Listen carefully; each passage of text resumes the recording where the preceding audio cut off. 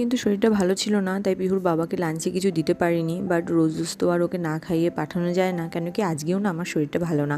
Hello সবাইকে, আমি Priyanka, Pihu canvas চ্যানেলে তোমাদের সবাইকে ওয়েলকাম জানাচ্ছি। আজকে বৃহস্পতিবার, আমি কিন্তু ঘুম থেকে উঠে গেছি 5টায়। উঠে কিন্তু আমি রান্নাবান্না বসিয়ে দিয়েছি, আর 6টার মধ্যে আমার রান্নাবান্না কমপ্লিটও হয়ে যায়। আজকে হয়েছে পমপ্লেট মাছ, আলু, বরবটি আর উচ্ছেদে একটা ভাজা, আর পিহুর জন্যও কিন্তু পমপ্লেট মাছের ঝোল করেছি ওই পেঁপে, সজনে ডাঁটা, কুঁদরি দিয়ে। আর পিহুর টিফিনের জন্য না আজকে ডিম সিদ্ধ আর মেরি বিস্কিট। যাই হোক, তারপর আমি একটু চাটা খেয়ে না 6:30টায় পিহুকে তুলে দিয়ে ওকে রেডি টেডি করিয়ে 8টার মধ্যে কিন্তু আমি পিহুকে স্কুলে পাঠিয়ে দিই। পিহুর বাবাও কিন্তু আমাদের সাথে বেরিয়ে যায়। স্কুলে দিয়ে এসে এই যে আমি ঘরের সমস্ত কাজ করে নিচ্ছি। বাসন মাজাটা করিনি, আসলে আজকে থেকে কিন্তু আমি একটা হেল্পিং হ্যান্ড দিদি রেখেছি, যিনি আমার শুধু বাসনটা মেজে দেবে।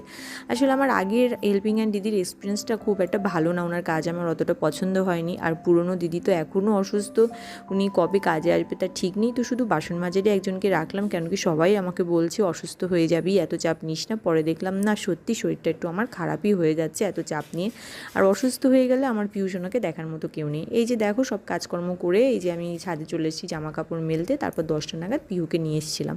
এভাবেই সকালটা আমার কেটে গেল তাড়াহুড়ার মধ্যে দিয়ে। যাই হোক, এইভাবেই যেন সব কিছু মানিয়ে নিতে পারি, এটাই আমি গডের কাছে প্রে করি।